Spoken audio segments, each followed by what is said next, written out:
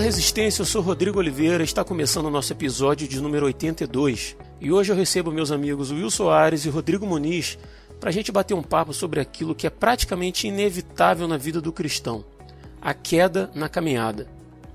Em um grau menor ou maior, com grandes ou pequenas consequências, todos nós derrapamos em algum momento da nossa vida. Sendo assim, por que alguns irmãos que caem são abertamente discriminados pelos demais? E o que a queda diz sobre um cristão? E o que o julgamento desproporcional diz sobre nós? Existe queda que não admite restauração? Isso e muito mais nesse episódio.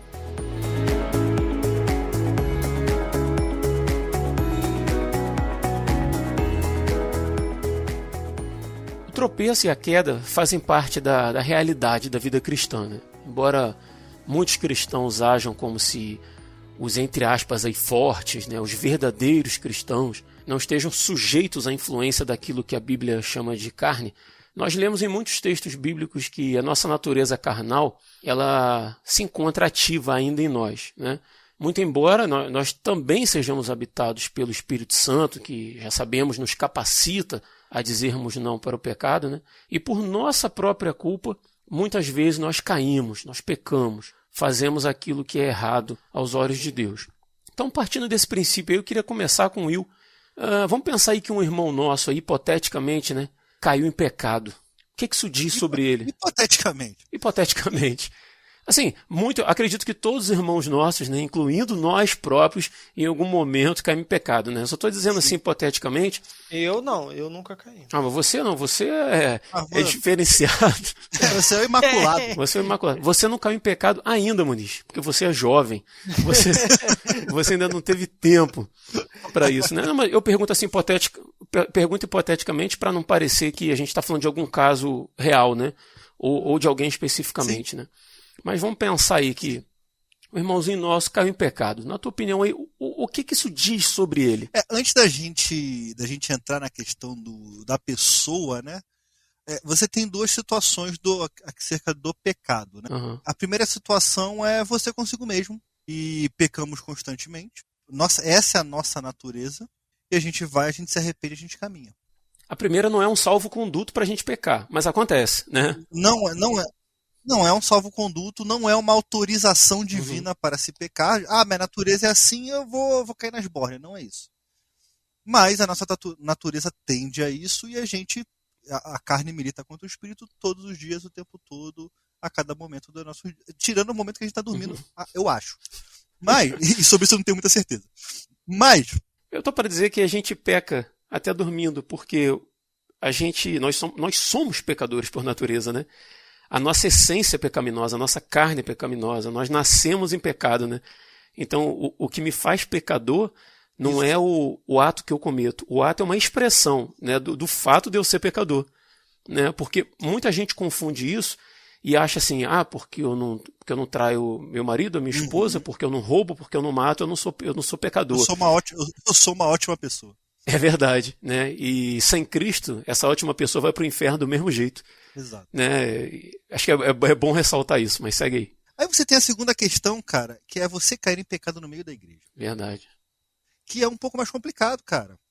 Porque a diferença daquele cara que caiu em pecado para o resto é que o pecado dele se tornou público. É só isso, porque não tem a mínima diferença. Então, a gente tem essas duas questões e isso milita muitas vezes o quanto algumas igrejas, não vou botar todas, óbvio, mas algumas igrejas estão doentes e não sabem lidar com a questão do pecado. E a questão do pecado é um negócio tão complicado, tão agressivo, tão violento, que Deus enviou seu Filho unigênito para que morresse por nós na cruz. Ponto. Esse é o problema do pecado. Então, a gente tem que começar a entender que quando você tem algum irmão que cai no seio da igreja, ele merece ser tratado, merece ser abraçado, merece ser amado, mas não merece ser acobertado. Ele merece toda a segunda chance, como todo mundo merece. Mas baseado num processo de cura, num processo de tratamento, no acompanhamento de alguém. Agora, o que isso diz acerca da pessoa? Quando uma pessoa cai em pecado, ela está expressando a natureza terrena dela. ela está sendo homem ao máximo. Vamos botar isso. Existe um curso aí de homem ao máximo que não é mais nem sobre isso que eu estou falando. Esses cursos aí, Deus me livre. É sobre outro tipo de pecado que a gente está falando. É. Então, a pessoa está sendo humana ao máximo. E quando a gente entra muito nessa neurose de não posso, não posso, não posso, não posso, não posso, cara, a gente começa a se ensoberbecer e achar que a gente não está pecando. Sendo que, cara, nós pecamos. Ponto. E como a gente falou no começo, isso não é salvo-conduto para viver no pecado. Agora, se aquela pessoa comete o erro, o Espírito Santo vem, a convence da justiça, do pecado e do juízo, e ela se arrepende, eu acredito que ela está caminhando para o reino. Acredito tranquilamente. Ela está caminhando na direção do autor da fé dela e está tentando mais um dia. Eu acho que o que me fala acerca da pessoa é que ela é pecadora e ela precisa de mais uma chance. Ponto. Agora, se ela vai se dar essa chance, é outra história. Se ela vai permanecer nesse pecado porque aceitou isso, é outra história. Porque tem gente que aceita o pecado. Ah, não, essa é minha natureza mesmo e eu vou ficar aqui. Uhum. Eu não vou falar, mas você já entendeu. Eu quero, né? Às vezes não é eu quero, é tipo assim, eu perdi também, mas é eu perdi. Eu perdi contra isso. Ah, vou dar um exemplo prático aqui. Pornografia. O cara vira luta a vida inteira. Só que lá atrás tem uma raiz de que quando ele tinha uns 8 anos de idade, ele foi apresentado a pornografia por alguém. Uhum. E aquilo ficou tão enraizado psicologicamente nele que ele nunca buscou um tratamento. Pô, a gente teve um RP com um pastor sobre isso. E ele fala que as raízes são profundas de infância e adolescência. Então, o cara vira e fala assim, cara, não tenho mais jeito, ok, eu desisto. Não. Isso fala sobre você. Que você é um cara que está desistindo quando você deveria continuar. Que é um cara que se acomodou quando você deveria prosseguir. E hoje eu ouvi um negócio muito maneiro. Todo corpo, toda pessoa, ela tende à acomodação. E a acomodação, ela te mata devagar. Até o certo ponto que você não consegue mais se mexer. Então, quando você tem aquele pecado, quando você cai, quando você levanta e quando você tenta de novo, é disso que João fala com filhinhos não pequeis, mas caso pequem, temos Jesus, o advogado. É isso, sabe? Uhum. Agora, aquela pessoa que, pequei, vou continuar aqui porque eu não consigo. Mano, não existe não consigo. A gente tem uma cruz, a gente tem um Deus, a gente tem um Cristo que lutou pela gente, que morreu pela gente, que não desistiu pela gente. E você vai falar, desisto, cansei? Cara, me ajuda, né? O Espírito Santo, cara, ele nos ajuda nessa luta, nessa caminhada. Você falou de carne contra espírito, né? E a Bíblia é muito clara que essas duas naturezas brigam dentro de nós, né? Mas nós não aprendemos que o Espírito Santo nos torna imunes ao pecado, porque nós somos pecado, né? Embora já haja um software novo rolando dentro da gente, rodando dentro da nossa mente, né? O vírus está lá ainda, né, cara? Exatamente. A máquina é uma bosta. A máquina é uma bosta. É exatamente isso. Exatamente isso. E assim, me soa estranho quando a gente fala assim, dentro do ambiente religioso, como que alguém destrói um irmão que caiu, quando a própria Bíblia diz que cada um de nós temos a nossa luta. Nós somos tentados pela nossa própria concupiscência, aquilo que habita no meu coração. Cara, cada um com sua luta. E se um irmão cedeu a essa luta e caiu, cara, é estranho eu pensar que eu também tenho uma luta, como você disse, que não veio a público, mas que pode vir, eventualmente, porque a gente está sujeito a isso. Né? Não deveria, a gente deve lutar para que não venha, mas pode vir. E aí eu destruí uma pessoa publicamente, né? Que está no meio, que está no ajuntamento, porque eu sou o santo, né? Eu não errei assim como esse maldito errou.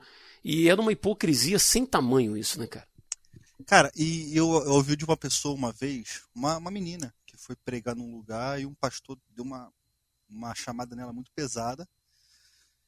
E ela virou o pastor e falou, cara, você só me acusa daquilo que você é fraco. E, cara, pra mim isso é muito verdade. uma pessoa só mexe o dedo na cara da outra porque aquilo que a outra faz incomoda ela porque ela é fraca. E ela tem medo de seguir aquele caminho. Porque não adianta, cara, eu meter o dedo na cara de ninguém, não adianta eu achar que eu sou mais santo do que porque Deus não classifica pecado. Pecado é não conformidade com ele.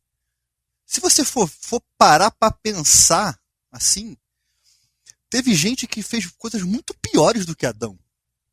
Davi mandou matar o brother dele, cara. Caim matou Abel. E você tem coisas assim terríveis. Mas Deus não classifica pecado. Pecado é pecado. E ponto. Não importa. Agora, os seres humanos classificam pecado baseado nas consequências. Um pecado de teor sexual é muito mais pesado do que um pecado de mentira. Por quê? Porque a consequência eu tô vendo. A mentira, cara, descobriu-se que é verdade e ficou por isso mesmo. Sabe? Então, a gente tem que começar a deixar... A gente no sentido amplo da palavra, tá? De deixar de ser hipócrita. Porque é o que a gente se tornou. A gente se tornou só um bando de hipócrita que fala, que canta aquela música Somos Corpo, e assim bem ajustado. Num domingo de Santa Ceia, mas quando o meu irmão precisa de comida, não um alimento, quando precisa de vestes, não um visto, entende? Quando precisa de atenção, não dou atenção, porque eu estou ocupado demais com a minha vida, com a minha existência, com o meu ego, com o meu egocentrismo, e por aí vai. Sabe? Então, eu acho que a gente tem que começar a viver Cristo de uma forma diferente. Sabe? Não com esse clubismo retardado que a gente está vendo hoje. É Cristo na essência e no amor que o Muniz fala direto. Isso aqui... Ó o gancho. E o Muniz fala direto isso. Tô errado, Muniz? Tá não, tá certo. Abre a jaula e deixa o tigre sair. Eu tô ouvindo o que você está falando aqui, me deleitando aqui nas palavras que você está colocando. Não poderia falar nada melhor do que isso, porque veio do Senhor, né? Uma certa feita eu tava... tinha ido ao monte, né, com um amigo. Aí tal, a gente estava descendo do monte, se eu não me engano. A gente conversando e tal, não sei o que. E aí esse amigo, ele falou assim, poxa, fiquei sabendo da história de uma... Eu acho que eu já até comentei sobre essa história aqui em algum episódio. Fiquei sabendo de uma mulher que estava numa congregação e tal. E aí ela queria o marido de uma irmã lá e tal, não sei o que. E ela foi para macumba e fez macumba para poder roubar o marido da irmã, não sei o que, separar e tal. E aí ele foi contando a história, foi contando a história, e quando terminou a história, a única coisa que me veio na cabeça assim para falar para ele, e acho que, eu creio, tenho certeza que isso veio de Deus na hora, eu falei assim, cara, eu não sabia que eu era capaz disso. Aí ele me olhou assim, ele tomou um susto, ele falou, como assim? Eu falei, cara, porque eu não sou melhor do que ela. Nós não somos melhores do que ela. Porque a gente está falando dela e tal aqui, mas nós seríamos capazes de fazer algo semelhante ou até pior do que ela, dependendo da circunstância, se a gente estivesse, né, numa circunstância semelhante. E aí, eu estou falando isso porque a pergunta que você propôs é de o que isso diz sobre a pessoa que caiu, né, na verdade.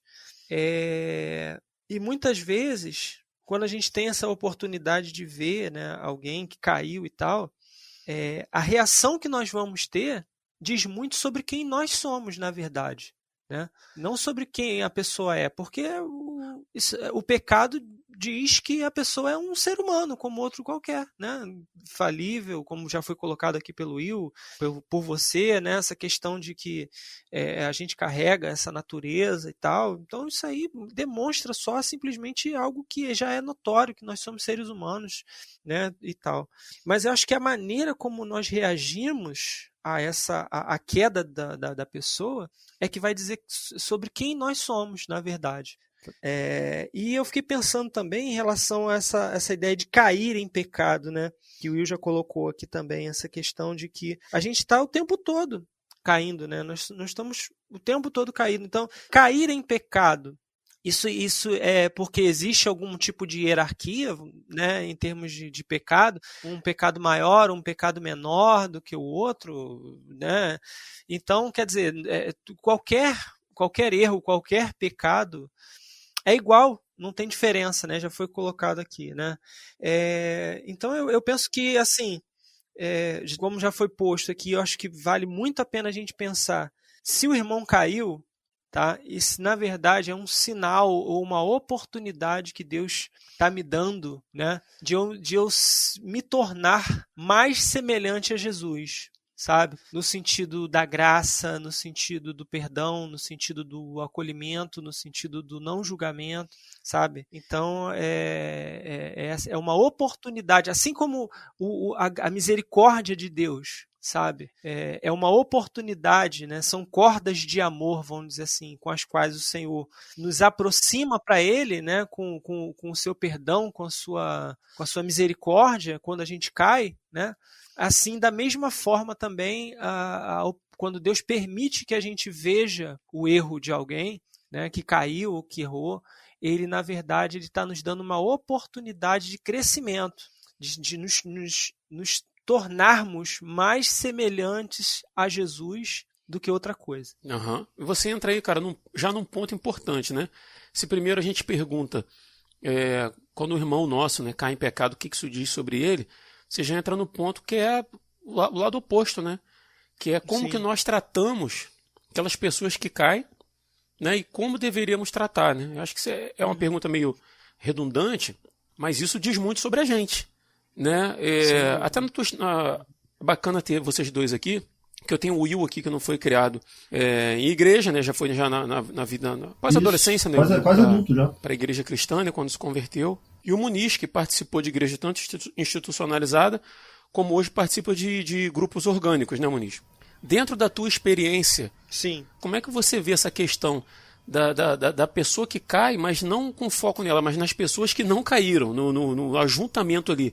Qual tem sido a postura das pessoas em relação àqueles que caem? Olha, eu vou te dizer que, no geral, as pessoas elas julgam e condenam, né, na verdade, né?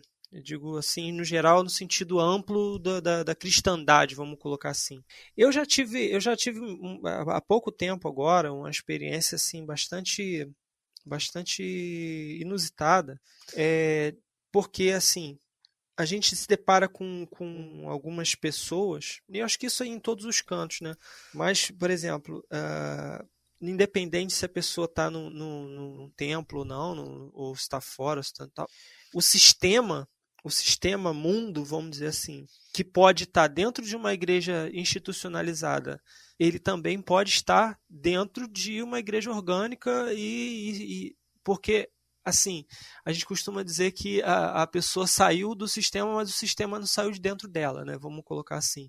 Então, e algumas congregações, né, no modelo orgânico e tal, eles são exatamente a mesma coisa que uma igreja institucionalizada lá, denominacional, só que só tirou a placa. É a mesma coisa, com um agravante de que essa galera, em alguns casos, se julga muito rigorosa em termos de aplicação, não, de interpretação da Bíblia, vamos dizer assim, né? Em alguns pontos e tal. Não, porque tem que ser assim, que tem que estar assim, porque está na Escritura, está assim e tal. E até por conta disso é que nasce esse movimento, né, de transformação aí, né, da eclesiologia, vamos dizer assim, né? Essa coisa de se aferrar, né, com muito rigor ao que está na Escritura, que aí acaba se tornando um legalismo também em alguns pontos. E aí por que eu mencionei essa experiência que eu tive?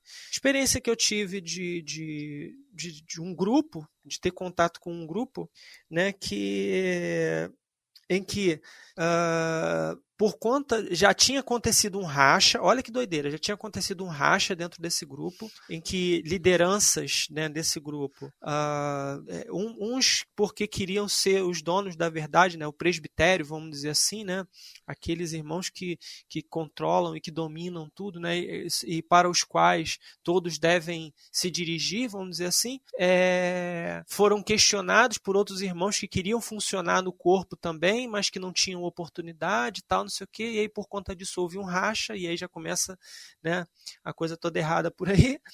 E aí esse segundo grupo que nasce, vamos dizer assim, entrando em questão com um dos irmãos lá, uma das lideranças, que era o mais ativo assim, em termos de trabalho, um cara que sabe, que trabalhava, que fazia e tal, não sei o que acontecia por conta de uma questão acessória, vamos dizer assim, né? Relacionada a casamento, relacionada a essas questões de foro íntimo, né, do irmão, e aí eles julgando e condenando e dizendo assim, a gente não pode ter comunhão, não pode estender a destra da comunhão para o irmão, porque o irmão está em pecado, não sei o que, não sei o que. E, sabe, e isso gerou uma confusão, porque foi uma condenação, assim, que, sabe, só levou a mais uma destruição e mais um racha, e aí, assim, você vai vendo que isso só conduz à ruína, né? Ruína em cima de ruína. Porque o comportamento nosso, padrão, vamos dizer assim, justamente por causa da natureza, é o de julgar e condenar. Julgar e condenar. Mas eu queria fazer só um parêntese em relação a isso, que é na questão do julgamento, né? Porque lá em Mateus 7 fala não julgueis, né? E tal, né? Para não ser julgado, aquela coisa e tal. Mas eu queria até, e isso vai servir como indicação, falar do livro do Lloyd Jones, né? Do sermão Estudo no Sermão do Monte, né, que eu estou sempre citando aqui, que tem um capítulo só sobre julgamento, né, que fala sobre o não julgueis, né, que é interessante a gente pensar que tipo de julgamento é esse, né. Mas eu diria que basicamente o nosso padrão é de julgar e condenar, né? Mas aí eu queria ouvir o que o Will tem para falar aí, para depois eu poder tocar nesse assunto, para eu não ficar falando aí direto. Eu depois quero comentar então sobre essa questão do julgamento. Então, vamos lá. Eu vou trazer a experiência que eu tive acerca da eclésia, né? Foi a pior possível, foi hiper traumática. Precisei de um tempo muito grande para me livrar de alguns traumas e continuo precisando me livrar de alguns traumas. Eu estava até compartilhando com o Rodrigo, você ouvinte, que eu estou num processo para entrar em uma igreja, atualmente aqui em Belo Horizonte, mas eu levei 2 anos para tomar a decisão dessa. E esses 2 anos não foi só por conta de pandemia, por conta de Covid. Foi também por conta de traumas ocasionados de experiências que eu tive ruins dentro da igreja. E eu tenho 20 anos de igreja. Isso é muita coisa. Hoje em dia, eu posso dizer que eu passei mais tempo da minha vida dentro de uma igreja do que fora. Graças a Deus. Só que, a igreja trata muito mal aqueles que pecam. Por quê? Primeiro porque traz escândalo à igreja. Traz escândalo à comunidade. Os de dentro da igreja não estão prontos para lidar com certas situações que podem, entre aspas, queimar o filme da denominação. Então, muitas vezes o pastor tem que fazer uma escolha difícil, que é ou eu deixo essa pessoa para morrer, ou eu abraço ele e perco o resto. Então, é assim que acontece. Obviamente, minha história é muito fora da curva, dei a volta por cima, Deus me levou de volta lá e por aí vai. Agora, o que eu posso dizer com relação a isso? Existe um livro, o Muniz citou um livro, ou eu cito um livro também. Existe um livro chamado O Evangelho Maltrapilho. E esse livro é maravilhoso, é maravilhoso. Eu li, foi um marco para mim no momento que eu estava com uma depressão muito profunda acerca da situação que aconteceu na igreja. E ele começa o livro falando que o Evangelho não é para aquela pessoa que se acha santo. Não é para aquele cara pronto. O Evangelho é para aquela pessoa que não presta. Para aquela pessoa que não vale nada. O Evangelho é para aquela pessoa que se entende como pecador, se enxerga como pecador e é de fato um pecador. O evangelho são para essas pessoas. Tanto que a mensagem do evangelho é arrependam-se. É chegado o reino de Deus. Arrependam-se, né? E você vai se arrependendo um pouquinho todo dia de coisas que você nem se dava conta. E essa aqui é a beleza do evangelho. A beleza do evangelho são pecadores remidos indo para o céu. É isso. Não existe nada mais belo e poético do que isso. Agora, quando você tem pessoas que se consideram santas demais a ponto de botar o dedo na cara de outras pessoas, cara, aquela ali já teve o galardão dela. Ela já tem o galardão dela. Ela não precisa de Jesus. Ela não precisa de igreja. Ela não precisa de Deus. Ela precisa do próprio ventre dela, porque o próprio ventre dela é o Deus dela. Cara, e é interessante você falar isso, Will, porque de repente alguém pode dizer assim, você apontar o pecado de alguém, não, mas ninguém pode apontar o meu pecado, é o famoso só Deus pode me julgar, né? E não é isso que a gente está falando, né?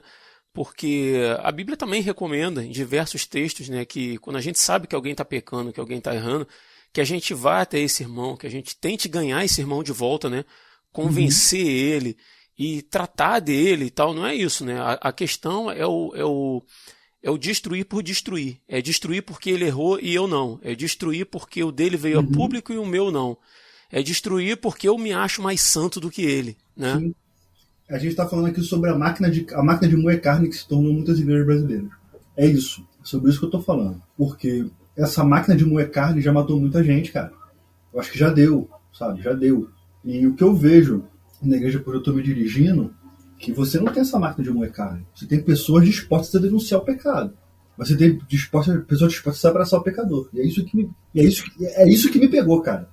Porque eu te falar que eu rodei a igreja aqui, irmão. Eu rodei a igreja aqui. Esse é o ponto. Eu tô muito feliz, cara. Muito feliz.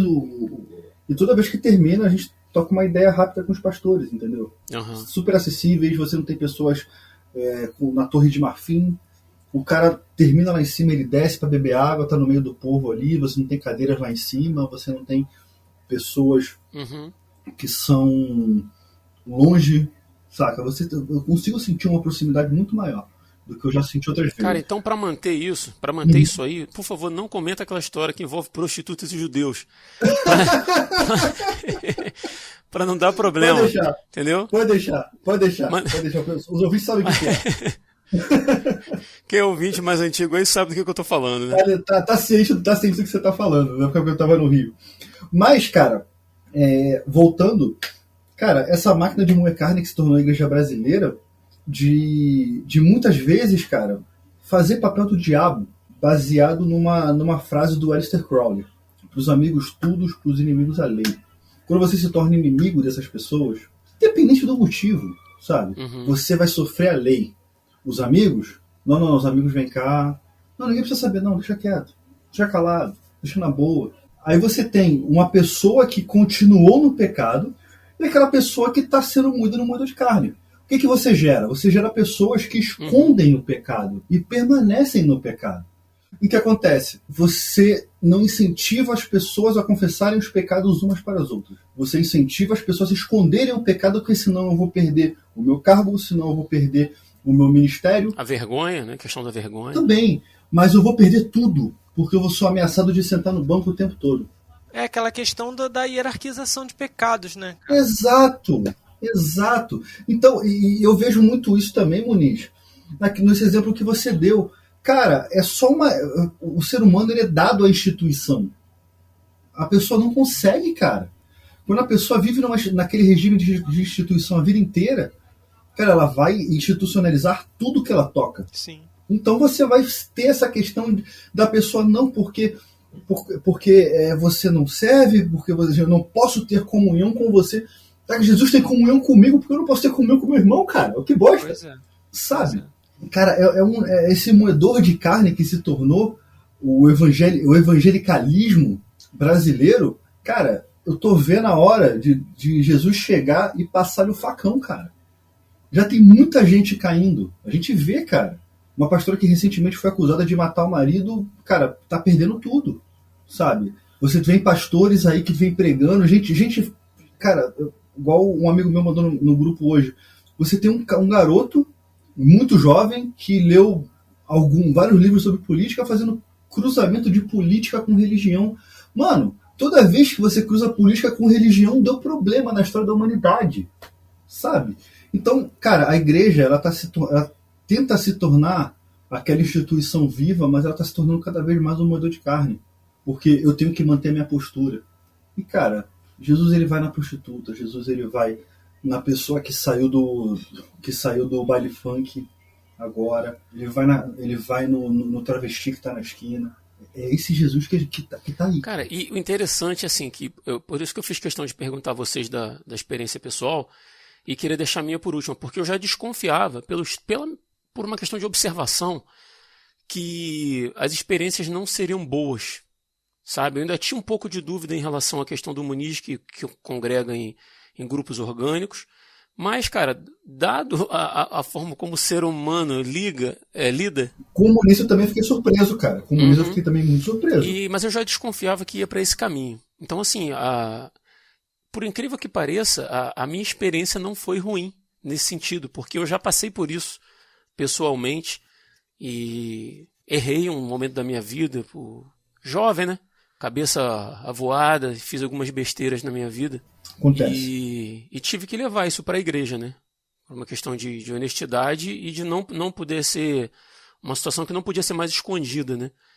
E precisei abrir. E aí, dentro do ambiente onde eu estava, na igreja presbiteriana, todo mundo sabe quem ouve a gente, né? Que eu fui criado na igreja presbiteriana.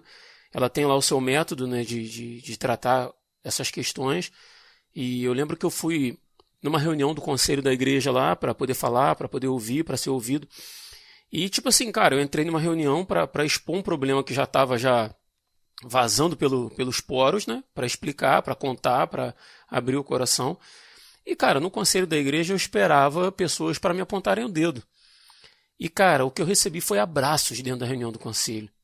Eu ouvi assim, você vai ser afastado da comunhão, porque o método da igreja era assim, você vai ser afastado da comunhão durante um tempo, você não vai fazer parte de liderança, você não vai fazer parte de grupo nenhum, você não vai participar da Santa Ceia do Senhor, você vai ficar no banco durante um tempo, né, até que os frutos de arrependimento sejam vistos e tal. E o ouvinte que está ouvindo a gente aí pode concordar ou não, mas é os métodos da igreja que eu estava, né, que por vontade própria me submeti. Pelo menos tem um método, né, Rodrigo?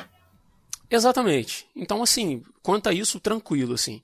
E, cara, eu recebi abraços no final daquela reunião dizendo assim, olha, não se preocupa não, isso vai passar. Daqui a pouco a gente está junto de novo e tal, mas a gente quer você aqui, não sai, sabe? Vem pra cá, esteja com a gente e tal, não confunda as coisas.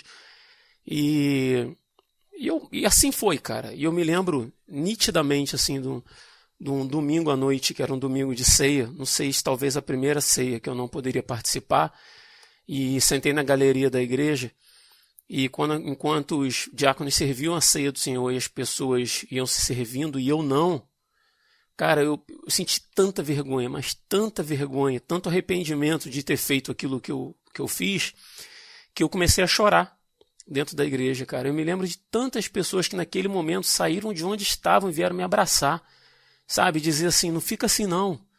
Daqui a pouco você está de volta, fica tranquilo, se trata, se cuida, não sei o que, cara. Então, assim, a minha experiência pessoal da instituição, né, em que eu estava subordinado, vamos dizer assim, naquela época, né, da autoridade deles lá, a minha experiência foi muito boa.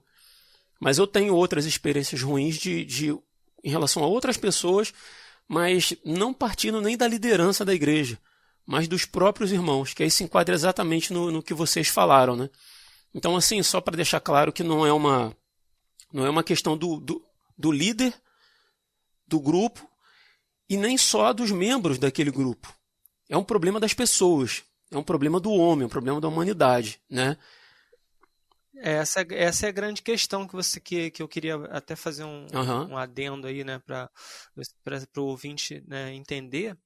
E quando a gente fala assim, você falou essa questão da igreja orgânica e tal, a diferença, né, que você tem na igreja orgânica para a igreja institucional é que na igreja orgânica, vamos dizer assim, se espera, vamos dizer assim, que a pessoa que a coisa seja muito mais autêntica do que outra coisa, porque você não tem o sistema para te obrigar a funcionar. Você tem que funcionar Organicamente, por né? si só. Você tem que funcionar organicamente, né?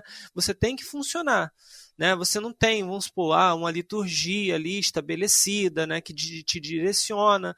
Não, se você não tiver o Espírito Santo por trás de você para te direcionar, você vai ficar vazio, você vai ficar... Um livreto de normas, né? não tem. Você não Uhum. tem um Manual. um manual, você não tem um estabelecimento assim, não, todo domingo, 19 horas, a gente está aqui e tal, como da Igreja Institucional tem, né? Que essas instituições, vamos dizer assim, porque a Igreja Orgânica também é uma instituição, mas essas instituições denominacionais, elas de alguma maneira facilitam a religiosidade da pessoa, porque ela tem tudo isso estabelecido, vamos dizer assim. Então você, como eu já ouvi uma vez alguém me falar assim, você não precisa nem ser crente para você participar de uma denominação, né? Na verdade. Então, na igreja que se subentende orgânica, você tem que fazer parte de um organismo. Só que, como você falou, se a pessoa ela está apodrecida, vamos dizer assim, enquanto pessoa, enquanto membro de um corpo, ela vai levar essa podridão para onde ela estiver, seja na denominação, seja numa igreja orgânica, onde for. Ela vai levar essa podridão junto com ela. Então, assim, também, como você falou, a gente tem experiências boas, né? Experiências ruins. Eu também já tive, como você falou, não em relação a mim, mas em relação ao irmão que congregava conosco, numa outra denominação que eu participei. O irmão engravidou uma menina lá da congregação e era um irmão muito, muito, vamos dizer assim, muito ativo, que pregava, que falava, que ensinava e tal, não sei o que, mas caiu. Pecou, pecado sexual, nossa, né? E a gente está sempre batendo nessa tecla, né?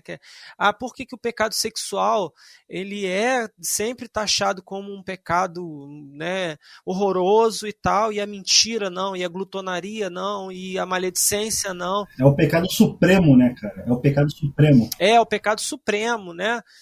Porque peca contra o próprio corpo, tá? Mas sei lá, mas e os outros? Você não está pecando contra a tua própria alma, contra o corpo de Cristo? Contra o seu irmão, cara. Exatamente, quando você levanta uma maledicência, né, contra uma pessoa, né, quando você vai falar mal do irmão, e vai para a casa do outro para falar mal do terceiro, sabe?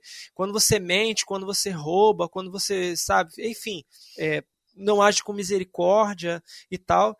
E aí esse irmão que caiu e tal, que engravidou a menina lá e tal, não sei o quê, e a menina também era muito ativa na congregação e tal, e ele chegou pro líder lá, pro pastor, e falou assim, olha, eu vim aqui porque eu quero confessar a minha situação, eu pequei, eu caí, eu errei, nós, né, transamos e tal, e eu engravidei ela, e aí e tal, e ele já veio, né, com aquela expectativa, e eu estava na hora, né, e aí eu vi isso, e ele estava com aquela expectativa, e o pastor falou assim, olha, e ele perguntou para o pastor, e aí, como que vai ficar a minha situação?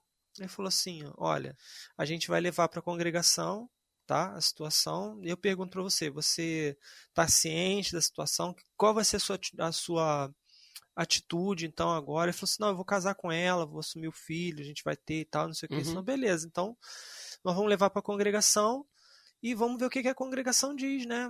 Porque o pastor falando, né? Eu, particularmente, não te condeno, tô aqui, te abraço, a gente vai seguir em frente, vamos continuar caminhando, congregando, vivendo em paz, vamos seguir. E agora é abraçar essa criança que está vindo e vamos cuidar e vamos fazer o melhor para que ela nasça com saúde e tudo mais e tal, não sei o quê. Porque ele, afinal de contas, não tem culpa de nada e tal. E aquele irmão falou assim, cara, eu esperava, como você falou, eu esperava condenação, eu esperava ser escorraçado, ser excluído da congregação, não poder participar mais de nada e tal. E, no entanto, o irmão foi, levamos a questão para a congregação, o irmão foi abraçado, todo mundo abraçou. As irmãs prepararam chá de bebê para a criança e tudo, e abraçaram a menina, e sabe, Então, quer dizer, o amor foi colocado em prática ali naquele momento e fez toda a diferença na vida daquele casal, sabe? Eles tiveram um filho e seguiram ali na congregação, crescendo, frutificando na congregação, sendo bênção, e são bênção até hoje, sabe? Então, eu acredito que quando você encontra, e aí a questão que eu ia colocar do julgamento, né? Que eu ia mencionar, até que que o Lloyd Jones fala sobre isso, que as pessoas confundem, falam assim, que fala assim, não pode julgar, né? Mas o próprio texto ali, se você ler lá no próprio capítulo 7, no versículo 6, no versículo 15 e tal, eu até anotei vários textos aqui, mas não vou falar sobre eles, a própria palavra nos instrui a julgarmos, né? A gente precisa julgar, né? Julgar da forma correta, né? Exatamente, aí que está a questão, porque o julgamento que o Senhor reprova, quando ele fala assim, não julgueis, é aquele julgamento hipercrítico, né? Que o Lloyd Jones fala, é aquele julgamento que se deleita na crítica. Aquele que não produz nada, né, cara? É crítica pela crítica. Exatamente, é uma crítica pela crítica, é um julgamento destrutivo, sabe? Que você julga para poder, pelo seu próprio mérito. Tá vendo? É o apontar de dedo que o Will estava falando. Exatamente. Né? Você aponta o dedo para a pessoa como se você fosse melhor do que ela e, tipo assim, aquele julgamento só para achar falta na pessoa, só para achar o erro na pessoa e para condenar definitivamente a pessoa. Não, você tá fora, você tá morto, você tá acabado e sabe... E essa fera aí, você não tem mais moral para falar nada, você tipo assim, destruir, aniquilar a pessoa. Você cancela a pessoa, vamos usar o termo da galera. Exatamente. Você cancela a pessoa. O termo do momento, né? Você cancela. É o cancelamento, é tipo assim, você fez, você não tem mais direito a nada. Você não vai mais a nada, você não pode ser mais nada, você não pode participar de mais nada, você vai ser eternamente, se você adulterou, você vai ser eternamente o adúltero, se você matou, você vai ser eternamente o assassino. Como se os que ficaram, os que não fizeram, não tivessem erro nenhum. Não, você é tão podre que você não pode se misturar conosco mais, você não pode participar conosco mais da congregação, sabe? Uma queda assim que não admite restauração mais, né? Exatamente. Acabou para a pessoa, você tá morto, acabou, não tem mais jeito, como se não tivesse arrependimento mais. E sabe o que é engraçado, Muniz? É que às vezes, não estou dizendo que é o caso, só estou dando um exemplo.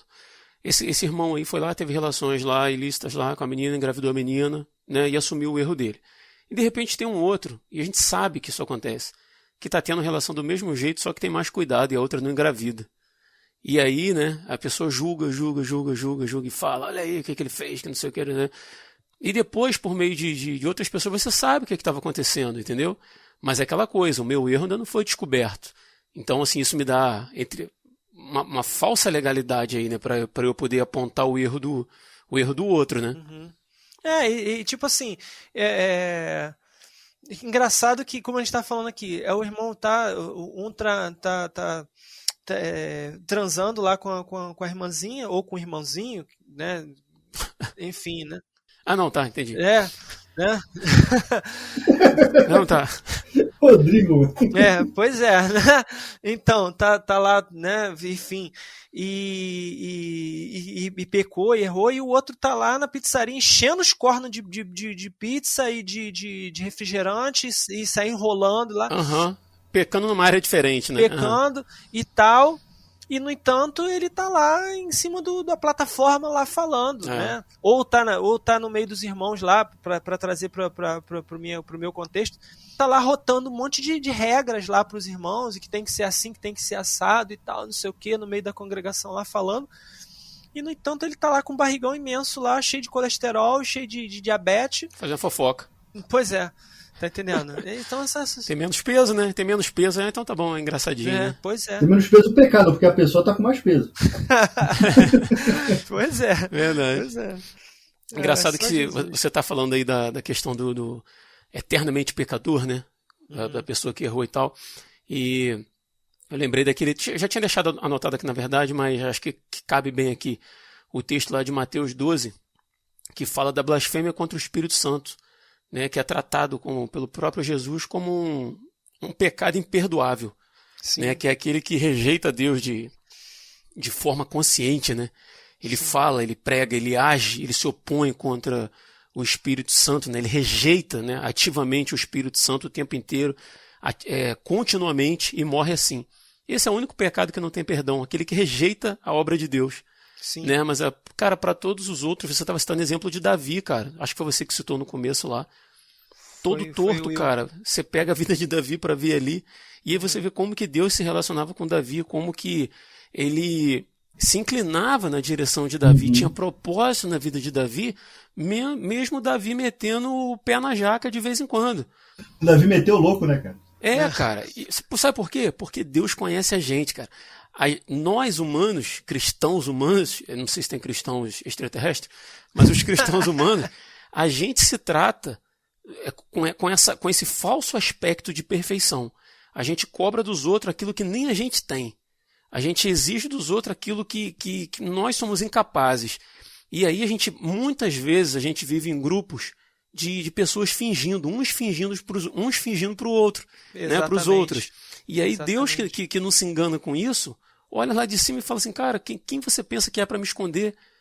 Né? Então, assim, eu acho que a gente deve ter muito, mas muito, muito cuidado quando um irmãozinho do lado da gente escorregar e tropeçar e cair, porque Deus conhece a gente profundamente, cara, e sabe que não há nenhum justo, nenhum sequer, né? Todos caíram, todos estão destituídos da glória de Deus e carecem de Cristo para serem salvos, né?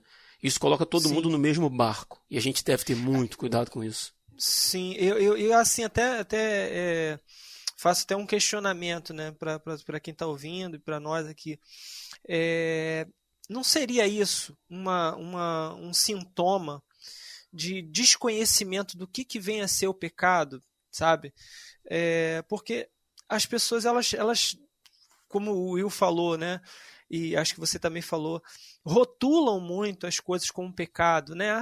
Beber cerveja é pecado, e dançar é pecado, e fazer isso e tal é pecado, e pá, Só que às vezes as pessoas não têm uma noção exata do que é pecado, rotulam muitas coisas como pecado e acabam deixando outras de lado, sabe? Sim. E esquecem que pecado, né, primeiro ponto, pecado não é a mesma coisa que tentação, né? Você pode estar sendo tentado e você está sendo tentado ali, né, direto e tal, né, mas e não cair em tentação para pecar.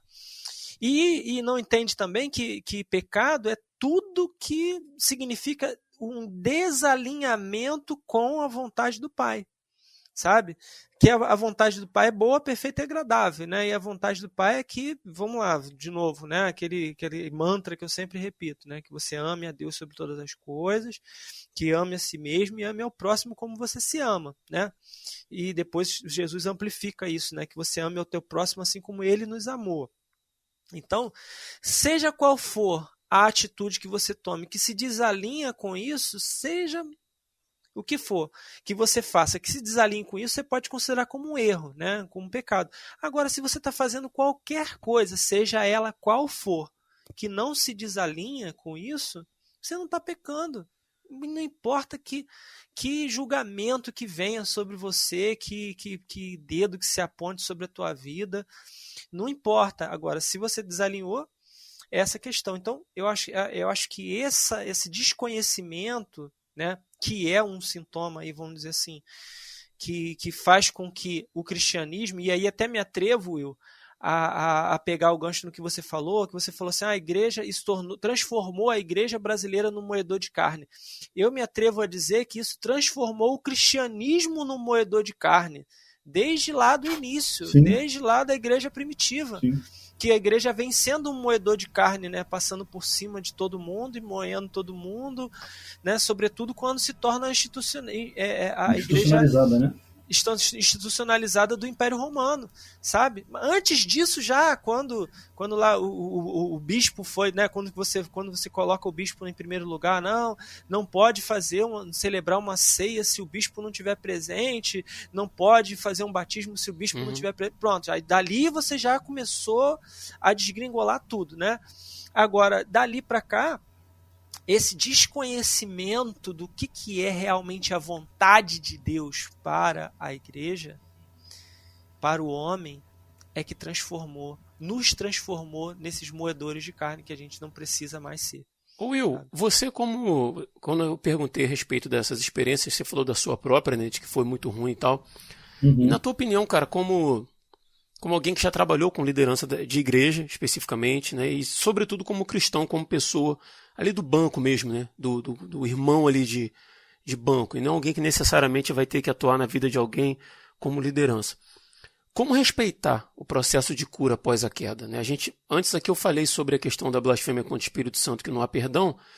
Então, assim, eu quero partir do princípio de alguém que errou, confessou e se arrependeu, né? Como respeitar? Porque se a pessoa também não quer, cara, né? Às vezes o que você falou, às vezes a pessoa abraça o seu pecado e fala, eu vou viver assim, pronto, acabou. Né? Mas de alguém que se arrepende e se humilha e retorna e fala assim, olha, eu errei. Né? Como respeitar esse processo de cura após a queda? Cara, eu vou te falar que é muito difícil. Tá? Porque é engraçado que você me trouxe como especialista aqui, né? Fantástico. Porque... É porque eu também, como pecador, não queria me expor. Aí eu trouxe alguém. Entendi. Trouxe alguém pior que eu. Porque eu passei, cara, pelos dois processos. Primeiro, a questão que você citou aí, né? De, cara, tem como a pessoa ser restaurada? Claro que tem, se ela quiser. Tem gente que não quer. Tem gente que, cara, entra na sua certeza e permanece na sua certeza até o fim da vida, dizendo que foi maculado e machucado pela igreja. Não que não tenha sido. Agora, você também reconhecer que você errou, que você magoou um monte de gente, que tinha uma expectativa acerca de você, eu acho que é você ser honesto consigo mesmo, tá? Agora, o respeitar o tempo, Rodrigo, cara, é muito difícil. Primeiro porque as pessoas têm uma expectativa acerca de você. Que igual chegaram pra você e falaram, daqui a pouco você tá de volta. Você já tocava na igreja nessa época? Acho que sim, tocava. Então, você tem a expectativa das pessoas voltarem a te ver tocar. Óbvio, aquelas pessoas que te amam, que se importam, que estão ali junto contigo. Então você tem essa galera que está na expectativa de você voltar e começa a pressionar o pastor, e o pastor começa a te observar um pouco mais de perto, não estou falando que foi teu caso, tá? Mas chega assim, e aí?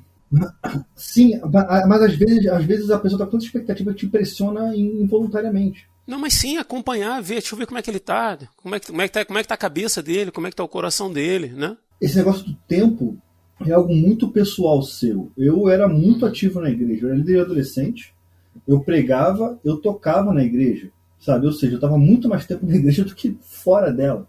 Então eu era, por ser muito ativo e por, sei lá, na minha segunda semana dentro da igreja eu já começar a trabalhar e fazer isso por 20 longos anos, até hoje para mim é difícil não estar trabalhando. Só que existe uma coisa que aplica-se no fisiculturismo que eu pego para mim, não os músculos, óbvio. Os princípios, né? Os músculos eu tô correndo atrás. Mas curta o processo. Não encurte o processo. Aproveita que você não está lá ocupado, tendo que se preocupar com qual conselho que você vai dar para alguém. Curte aquele momento que está ali só você e Deus no seu quarto, cara. Curte a oração, curte a leitura da Bíblia, curte você não estar lá em cima tocando, mas você estar adorando do banco. Eu tenho dificuldade até hoje, eu não sei onde eu boto a mão. Em pé no banco, eu de guitarrista eu viro baterista, que eu fico batucando os dedos no não sei. A gente que é músico de igreja, a gente não sabe onde botar a mão, não sei se eu boto a mão no bolso, não sei se eu boto a mão na cadeira. Então o que eu faço?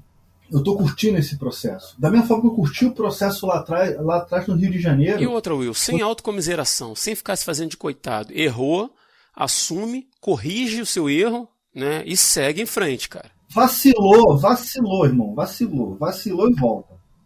É isso. Vacilou, baixa a cabeça, baixa a bolinha. Porque eu entendi, cara, que quando eles mais precisaram de mim, eu estava pensando em mim. Entende? Eu estava sendo egoísta, pensando em mim, saciando a minha carne com os meus próprios desejos. Eu entendi isso. Eu pedi perdão para muita gente quando eu voltei lá. Mas também não me humilhei para ninguém. Saca? Porque eles tentaram fazer, tentaram me humilhar, tentaram me jogar, entendeu? Me bater. E eu falei assim, cara, não, você não vai fazer isso comigo, meu pecado está pregado na cruz. Pode parando. Então, você tem isso acontecendo. Mas o processo, cara, dessa recuperação, ele tem que ser prazeroso para você. Então, curta o processo. Respeite o tempo do processo. Você, cara, não acha que Deus te esqueceu. Deus está ali, sabe? Esperando você melhorar, você ter um pouco mais de maturidade e consciência para te trazer de volta, cara. E esse processo ele tem que ser vivido. Você não pega uma criança que acabou de nascer e bota ela para andar. Não é um cabrito que já nasce andando. Não é um bezerro. Não é assim que funciona. Você caiu, cara, curte esse momento, cara. Pô, mas curte o momento da minha queda, cara. Eu tô com uma depressão pesada. Beleza, irmão, eu também já passei por isso. Aproveita para se aproximar de Deus, né, cara? Aproveita para voltar para Deus, cara, para ser brother de Deus de novo, para pedir perdão para Ele. Cara, a gente tem um exemplo, cara, que foi o próprio Thales, cara. Ele falou aquela besteira que ele falou gigantesca de falar que ele era que Deus falou para ele que ele era diferenciado, que ele era acima da média. Cara, depois ele foi pedindo perdão para todo mundo, cara. E ok, beleza. O cara curtiu o processo dele, tá em outra vibe. Agora você tá no seu processo, curte esse seu processo. E, cara, vida que segue. E para fechar isso, eu me lembro no dia que a pessoa até faleceu, a Eneti. Ela chegou pra mim e eu já tava tocando, tava ministrando e tal. Eu tinha muita vontade de trabalhar com os adolescentes. Só que eu não falei nada pra ninguém. Fiquei na minha. E ela tava orando a Deus, pedindo alguém que quisesse trabalhar com os adolescentes. E ela, em oração, Deus deu um nome pra ela. Deus virou pra ela e falou assim, fala com o Will. E ela não fazia ideia de quem eu era. Ela chegou pra uma pessoa cuja adolescente foi... a filha foi a minha adolescente na época lá atrás, antes da queda. Ela falou, fulana, quem é o Will? Ela, o Will é quem tá tocando ali. Ela, ele já trabalhou com adolescente? Ela virou e falou assim, a melhor época da minha filha aqui na igreja foi com ele. Se você quiser uma escola bíblica dominical, é com ele. Aí ela foi atrás de mim, cara, me puxou pelo braço e falou, Will, olha só, é isso, Deus me falou seu nome, não tem o plano B. Aí teu coração começa a aquecer de novo, sabe? Eu falei, tá, de noite eu te respondo. De noite eu respondi positivamente, cara, e foram 2 anos com os adolescentes da Segunda Igreja do Nazareno em Milópolis. Mas, cara, Deus não esqueceu. Bacana, cara. Você, Muniz, concorda? Como é que é dentro da tua realidade? Então, até estava escrevendo aqui, né, umas coisas, até me lembrei de Jesus escrevendo na areia, né, mas eu não estava escrevendo outras coisas aqui. Jogou o nível lá em cima, né? A caixinha de areia que fica as minhas titicas aqui, eu fico só escrevendo na areia aqui, né? Bota a titica pro lado. Escrevendo na areia do gato. Na areia do gato, isso mesmo. Eu tava pensando assim, né? Porque a gente fala essa questão de processo, isso é uma coisa bem da denominação mesmo, mas que também as pessoas trazem isso para outras realidades.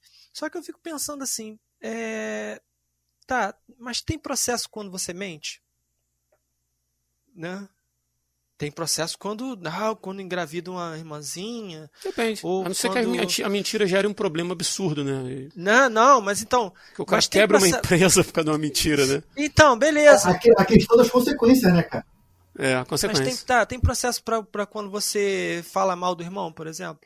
Tem processo para quando você adultera na sua mente? Ou seja, só tem processo quando o pecado é exposto. Porque o pecado está lá. Exposto ou não, o pecado está lá. Então, não, porque o pecado veio à tona na congregação, então a gente tem que descer o pau no irmão, o irmão tem que passar por um processo, vamos dizer assim.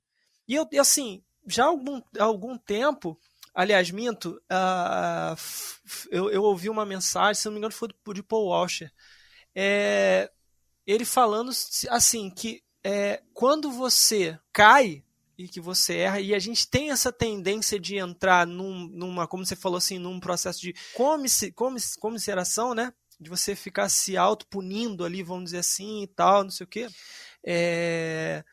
A gente tem essa tendência e que, na verdade, ela pode se tornar um campo fértil para Satanás, na verdade, né? Para que ela, não dizendo que se torna, mas pode se tornar um campo fértil para Satanás ali, quando ele começa a lançar setas na tua mente e dizer assim, tá vendo? Você é isso mesmo, você é um masturbador mesmo, cara. Você é um adúltero mesmo, você não tem jeito, você é isso aí, daí para pior e tal, não sei o quê. Por quê? Porque você tá naquele período ali que você tá se autopunindo, você tá, né, eu não oro mais, não leio mais a Bíblia porque eu caí, porque eu pequei, porque eu não posso mais olhar para o céu e dirigir ao céu porque eu caí, porque eu pequei, aquela coisa toda e pá, não sei o quê. Então eu fico pensando em quão perigoso é essa questão de processos, quão perigoso isso pode se tornar quando a pessoa não entende o que é a graça de Deus também, sabe? O que foi o sacrifício de Jesus na cruz? Qual o alcance desse sacrifício, sabe? Então, o que Paul Washer vai dizer? Ele vai dizer assim, no momento que você percebeu que caiu, não hesite, no mesmo instante se volte para Cristo, no mesmo instante. Se você cantava, se você tocava, se você pregava, se você adorava, se você evangelizava, se você amava, se você fazia qualquer coisa para o Senhor e você pecou, não hesite no mesmo instante voltar a fazer as mesmas coisas na mesma intensidade ou até mais forte do que você fazia antes. Apoiado em quê? Confiando-se em quê? Na graça, no perdão e na misericórdia do Senhor. Confiando que o sangue de Jesus ele é poderoso o suficiente para te purificar de todo o pecado. Então, tipo assim, você não tá não tem alguém ali tentando limpar o pecado de você, esfregando uma esponja em você e, nossa, essa craca tá agarrada aqui, eu tô tentando tirar. Jesus está lá com uma esponja tentando tirar essa craca porque ficou, né? A craca do adultério ficou agarrada em mim, né? A craca do roubo ficou agarrada em mim, do assassinato ficou agarrada em mim, e eu tô, como a gente vem falando, né? Essa culpa ali agarrada, e Jesus está tentando limpar. Não, cara. O sangue de Cristo nos purifica de todo pecado. E você já está purificado. E isso deve causar em você tanto um estranhamento como um amor profundo e intenso pelo Senhor e um sentimento de gratidão de que, cara, eu fiz desculpa a expressão, uma cagada absurda aqui. E, no entanto, o Senhor me recebe de braços abertos e eu posso fazer a mesma coisa que eu fazia antes. Eu posso louvar da mesma forma como eu louvava antes. Eu posso pregar, eu posso amar, eu posso abraçar, eu posso fazer o que eu fazia antes e ainda mais intensamente. Pode, porque o sangue de Cristo ele é poderoso para te purificar. Você não tem que ficar, tipo assim, isso é uma opinião minha, tá? Não estou dizendo que você não tem que ficar ali pagando a prestação, tipo assim, não, eu tô reconstruindo aqui uma prestação, a minha confiança, a minha dignidade, vamos dizer assim, de poder cantar novamente, de poder pregar novamente. Eu tô reconstruindo a minha dignidade. Não. Quem te dá essa dignidade? Você nunca foi digno, você nunca construiu, você nunca teve direito, você nunca foi digno de fazer nada. O que te dá essa dignidade é Cristo, é o sangue de Jesus, sabe? E esse sangue ele tem a mesma eficácia, ele não perde a eficácia, ele se torna, não, essa agora é 10% de capacidade e tal, né? Então, tipo assim, vai aos pouquinhos, 10 em 10%, o sangue de Jesus vai te purificando devagarinho e tal, aí você se recupera. Não, eu penso que isso tem muito mais dedo do ser humano, sabe? Nessa coisa de obrigar o irmão a ficar ali curtindo uma fossa ali, vamos dizer assim, curtindo uma vibe ali e tal. Agora, a pessoa tem um processo interno. Eu ia falar isso agora, cara. Você tirou as palavras da minha boca.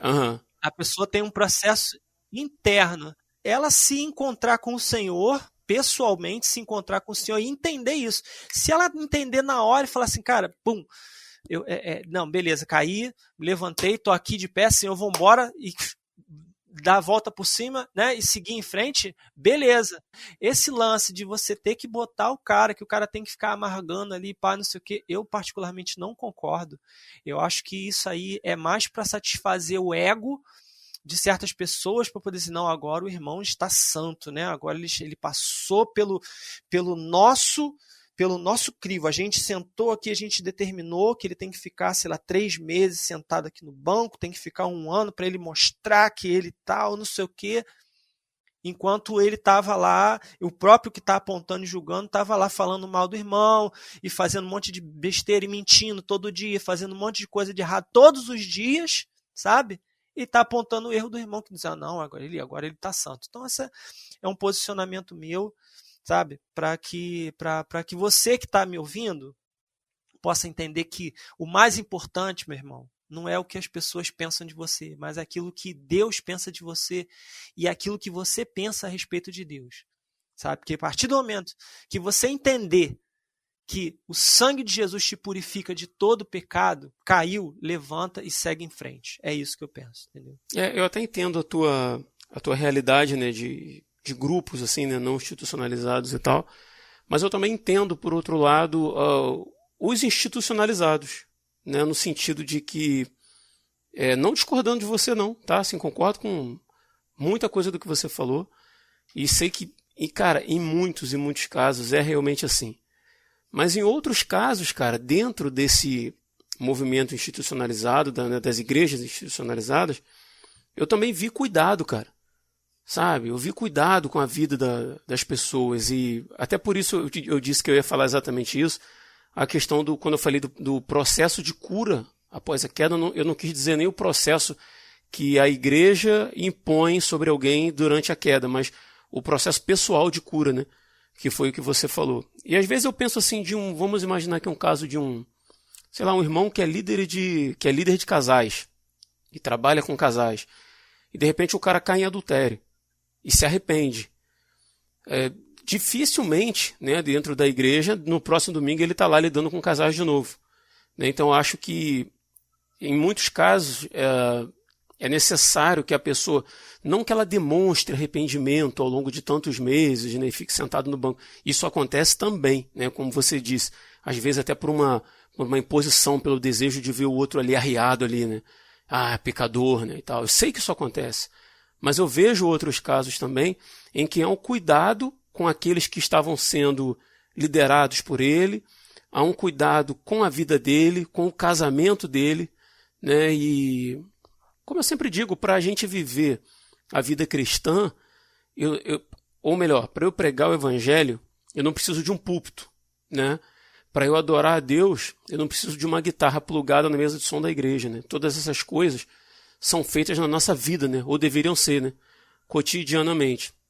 Mas dentro do ambiente eclesiástico, vamos dizer assim, eu entendo que muitas vezes é necessário, sabe, cara? É necessário. Por cuidado à pessoa, por cuidado com as pessoas com quem esse irmão ou essa irmã que caiu num pecado publicamente, né, com as pessoas que ele cuidava. Mas é questão de opinião, né? Mas eu concordo, cara, plenamente contigo que não dá para ficar... Tudo bem, que se o seu pecado, se você confessou, se você se arrependeu, veio a público, pode ser que isso, você que está ouvindo a gente, tenha te machucado num nível, né, e machucado outras pessoas, que você precise de tempo, né, e aí não é legal nem a gente forçar a sua volta e nem te impor ali um ano sentado no banco, né, sem fazer nada, como o Muniz falou. Mas às vezes eu acho que a pessoa precisa de tempo para cuidar, de tempo para ser cuidada, entendeu? Mas como o Muniz falou, cara, é só minha opinião também, né? Não, e cara, eu também concordo com muita coisa que o Muniz falou.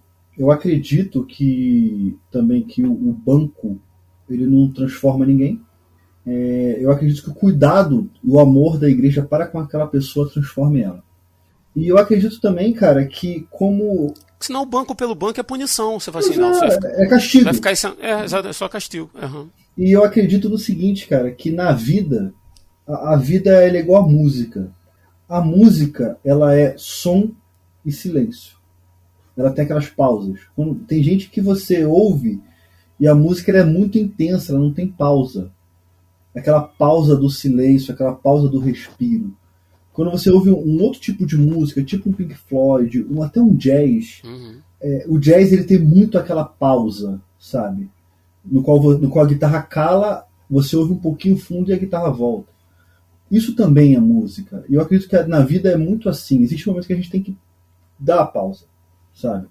Parar para respirar e observar, saca? Parar para aquela reflexão pequena acerca da vida, sabe? Acerca do que eu estou fazendo, acerca do que eu me tornei. Então, eu acho que tudo está no pacote, sabe? Aquilo que a gente falou, aquilo que o Muniz falou, acho que está tudo no pacote. E, cara, a verdade é que as pessoas não são iguais. As pessoas não são exatamente iguais.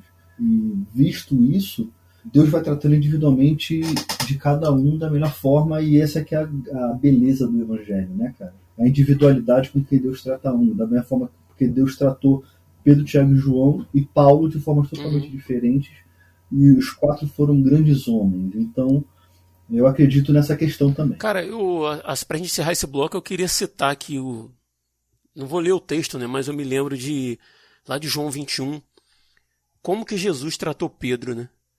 Pedro havia negado a Cristo por 3 vezes, havia se afastado de Cristo no momento em que no momento de mais dor da vida dele, né?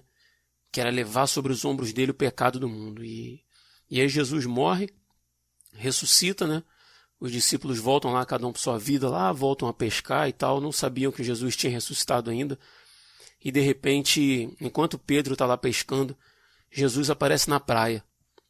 Né? E o outro discípulo fala, olha lá, é o mestre lá, é Jesus e tal. E Pedro, cara, joga a capa sobre o ombro, pula na água, sai nadando, não espera nem o barco chegar na praia, né? E o texto diz que quando ele chega lá, Jesus tinha feito uma fogueira, estava assando pão e peixe, aguardando eles, né? E recebe eles ali, acolhe eles naquele momento, né? E ao invés de criticar Pedro, de apontar o dedo, dizer assim, não falei que você ia me abandonar, que você ia me negar, cadê o seu amor por mim e tal, mas não, ele acolhe, né? Então eu tenho certeza, independente do que você que está ouvindo a gente aí, né, tenha feito, independente do tamanho da jaca que você tenha metido o pé, cara, Jesus é um Deus que acolhe, né? É um Deus que continua, tá ali do teu lado, ali, ó, na praia com uma fogueira, assando pão, assando peixe, esperando você chegar lá, né? Eu acho que isso é o mais importante disso tudo, né? Não há derrapagem nessa caminhada aí que afaste a gente do amor dele, né? O churrasco da misericórdia. O churrasco da misericórdia. E não só isso, né? Jesus não botou Pedro na geladeira, né? Verdade.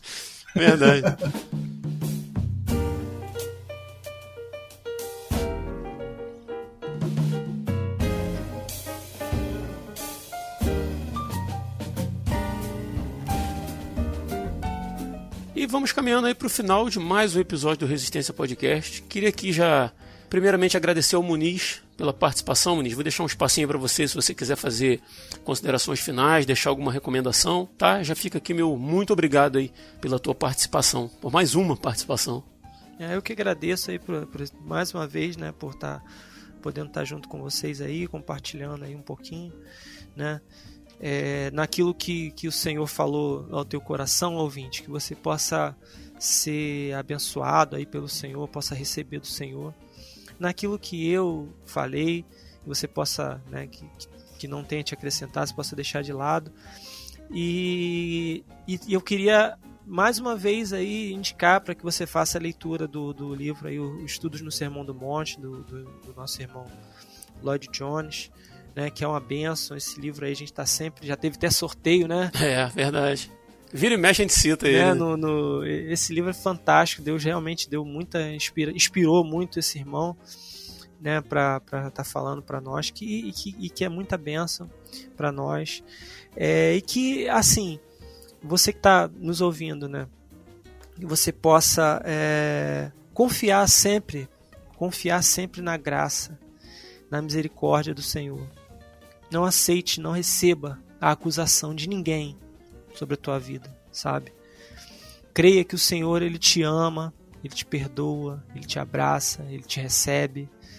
Né? Eu estava lendo texto sobre isso, né? Ele nos ensina a perdoar 70 vezes 7. Imagina como é o coração, né?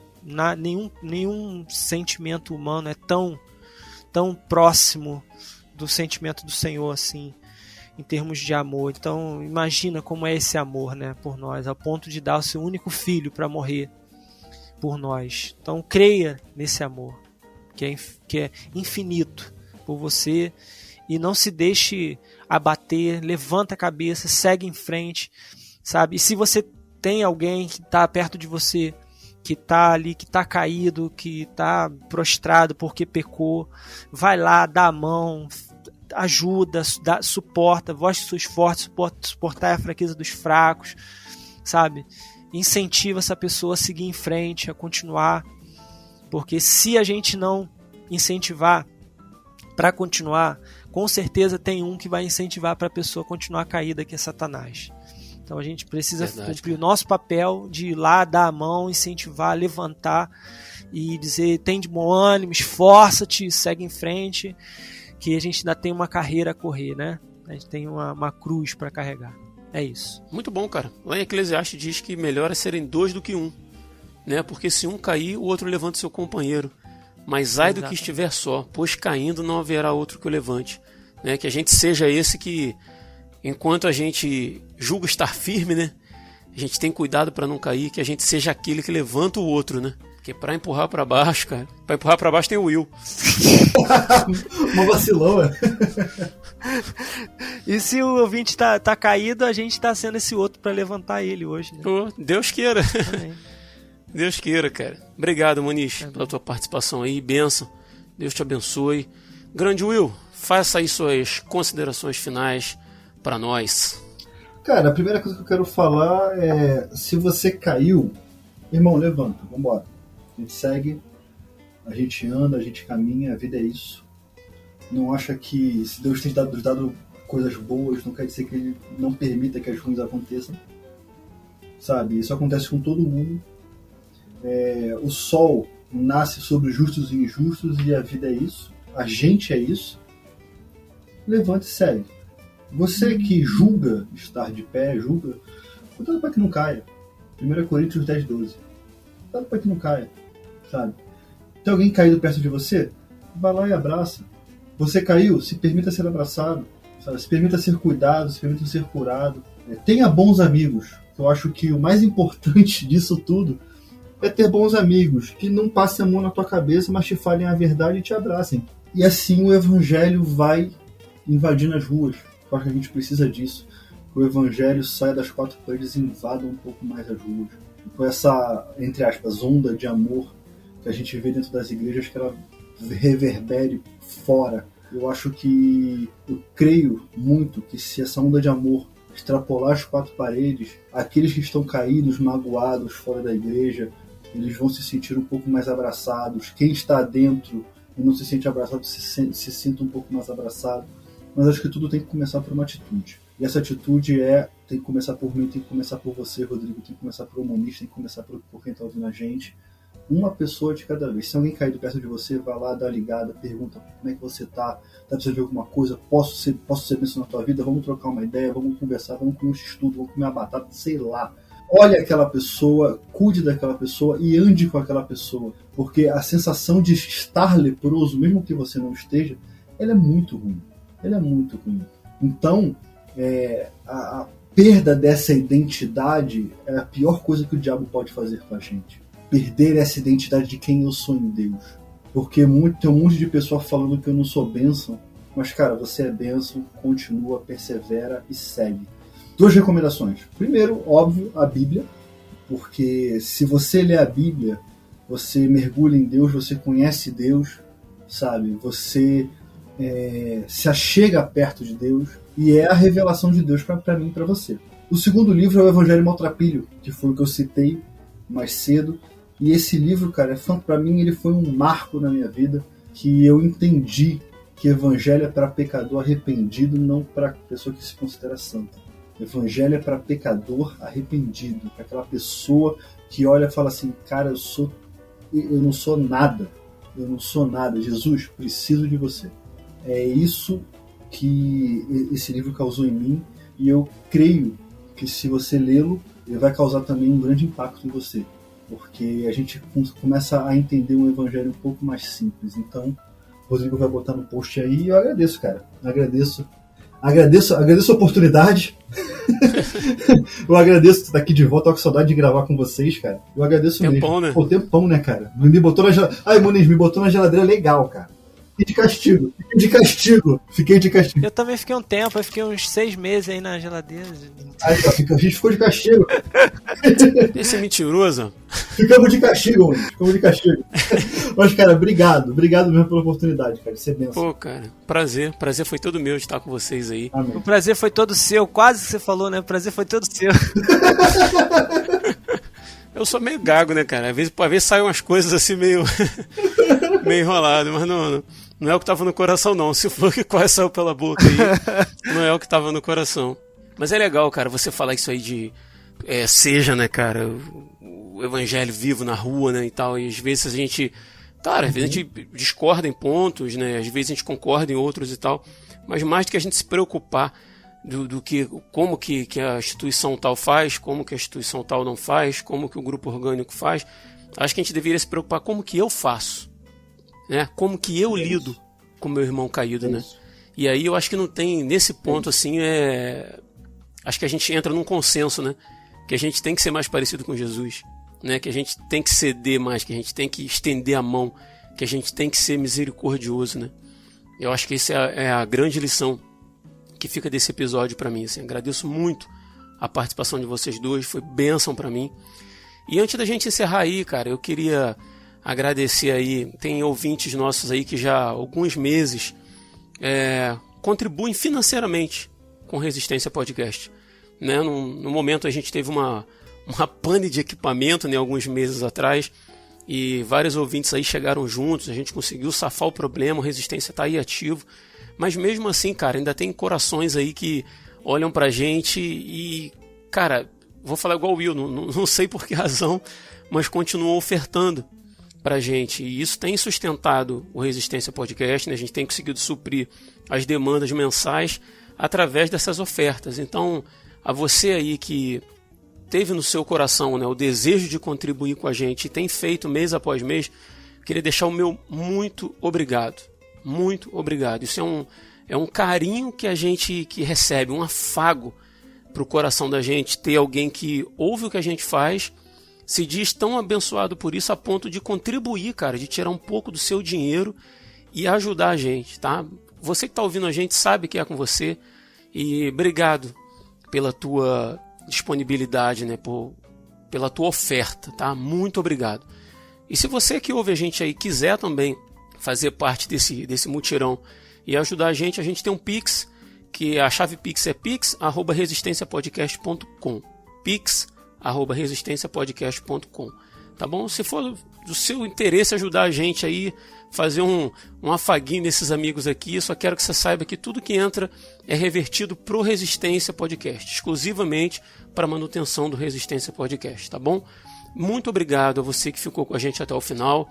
Se você que está ouvindo a gente aí tiver alguma opinião que você queira que a gente saiba, se você tiver um comentário, se você tiver uma sugestão de podcast, escreve pra gente, manda um e-mail para resistenciapodcast@resistenciapodcast.com. Você pode seguir também lá o nosso Instagram em @resistenciapodcast e participar da confraria Resistência lá no WhatsApp. O link para a confraria está na descrição de todos os episódios do nosso site, resistenciapodcast.com.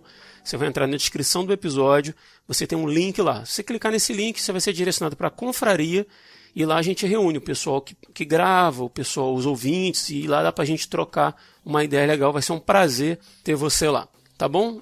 Todos os livros que foram recomendados estão na descrição do episódio. E então é isso, a gente vai ficando por aqui e até o próximo dia 20. Eu sou Rodrigo Oliveira. Eu sou Will Soares. Eu sou Rodrigo Muniz. E se você está ouvindo isso, você é a Resistência.